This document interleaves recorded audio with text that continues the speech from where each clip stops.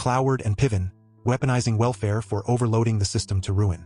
Before we dive deeper into this look at Cloward and Piven's ideas, just a quick note.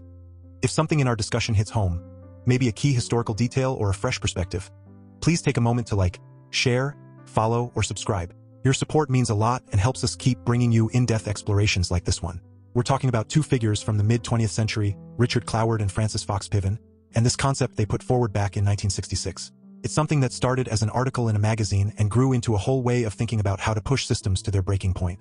If you've ever wondered why certain policies seem designed to create more problems than they solve, this might shed some light on it. Stick around because we're going to unpack how their approach uses the very mechanisms of government to turn it inward, creating chaos from within. Picture this: a blueprint for change that doesn't rely on outright revolution or street battles, but instead weaponizes the everyday workings of social programs. It's like finding the weak spots in a massive structure and piling on weight until it cracks, all without lifting a finger in direct violence. The idea here is subtle but devastating. Take something meant to help, like welfare, and amplify it to the point where it becomes a tool for unraveling the whole setup. It's not about fixing poverty. It's about exploiting the gaps to force a total overhaul, one that burdens everyone in the long run. We'll explore the mechanics soon, but first, let's set the stage for why this matters now more than ever. Now, let's get into the heart of what Cloward and Piven laid out in their 1966 piece, The Weight of the Poor, a strategy to end poverty. They were both sociologists working at Columbia University, and they looked at the welfare system of the time, rooted in the New Deal era but full of barriers that kept many eligible people from actually getting benefits. Things like bureaucratic red tape, local restrictions, and outright intimidation meant that for every person on the rolls, another one who qualified was left out. Their plan? Organize a massive push to get every single eligible individual signed up, all at once, and make sure those already in the system claimed every last dime they were owed. The tactics were straightforward but calculated. They'd suggest spreading the word through simple flyers handed out door to door in poor neighborhoods, running ads in local papers, and getting community groups involved to educate people on their rights. Then, train organizers to help with applications, challenge any denials through appeals and lawsuits, and even set up centers where folks could get free legal help. If that wasn't enough, they'd call for protests at welfare offices to build pressure, demanding easier processes like accepting sworn statements instead of invasive checks. The goal was to flood the system with so many claims that local and state governments couldn't handle it administratively or financially. They figured this overload would spark a crisis. Offices swamped, budgets blown, and political coalitions fracturing. In big cities, it would pit different groups against each other: the white middle class, working class ethnics, and growing minority populations. With the Democrats in power at the federal level back then, they believed this mess would force Washington to step in with a national fix, something like a guaranteed annual income for everyone. But here's the twist: they weren't just aiming to patch things up. This was about exposing what they saw as the flaws in the entire setup, using the government's own rules to create disruption that demanded radical change. In the years that followed, groups inspired by this approach did ramp up enrollment. Welfare rolls swelled in places like New York, adding millions in costs and highlighting inequalities. By the late 1960s, organizations they helped influence grew to tens of thousands of members, pushing for these changes nationwide. Books they wrote later, like Regulating the Poor in 1971, dug deeper into how welfare has historically been used to control the labor market during tough times, expanding in recessions to keep people quiet and contracting when jobs picked up. Another one, Poor People's Movements from 1977, argued that real gains for the poor come from causing disturbances, not from polite lobbying or building big organizations. It's all about breaking rules collectively to wield power from below. Moving beyond the mechanics, let's think about what this really implies on a broader scale. At its root, their strategy taps into the inherent violence of social systems, not physical fights, but the kind of structural force that grinds down societies from the inside. By enforcing welfare on a massive scale, it turns the government against itself, creating dependencies that can't be sustained without raiding the future. Enforced welfare, in this view, isn't a lifeline.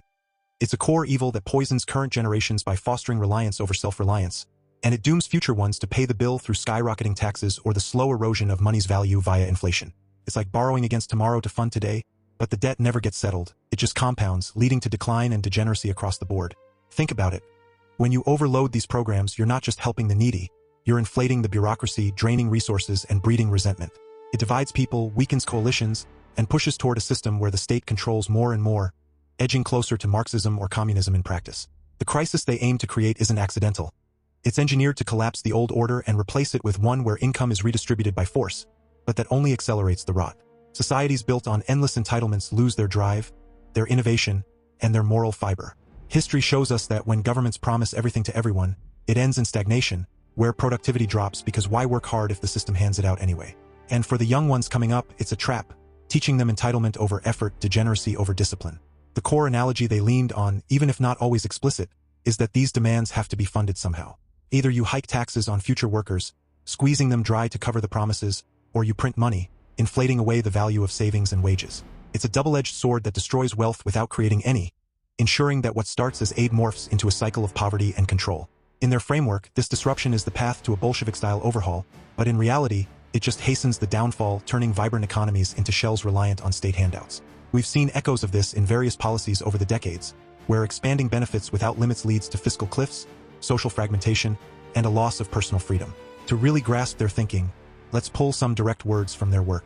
In that original 1966 article, they wrote, "The ultimate objective of this strategy, to wipe out poverty by establishing a guaranteed annual income." But they also laid out the chaos it would cause.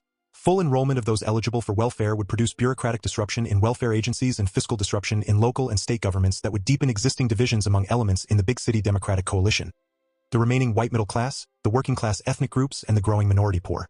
Later, in regulating the poor, they expanded. Welfare has historically been used to control the poor to stabilize the labor market during economic downturns. And in poor people's movements, they emphasized, the power of collective rule-breaking is what drives change, not organized efforts. One more from the article. To avoid a further weakening of that historic coalition, a national democratic administration would be constrained to advance a federal solution to poverty that would override local welfare failures, local class and racial conflicts, and local revenue dilemmas. These lines reveal the intent: create the pressure, force the hand, and reshape everything. It's a call for militant action through the system itself, turning aid into a weapon. Wrapping this up, if there's one takeaway from digging into Cloward and Piven's ideas, it's to stay vigilant about how policies that sound compassionate can hide destructive agendas. Understanding the strategy helps us see through the veil, recognizing when overload is being used to push toward decline rather than true progress. I'd encourage everyone to read their original writings and think critically about current systems, question the long-term costs, the burdens on future generations, and the path to degeneracy it paves. Stay informed, stay free,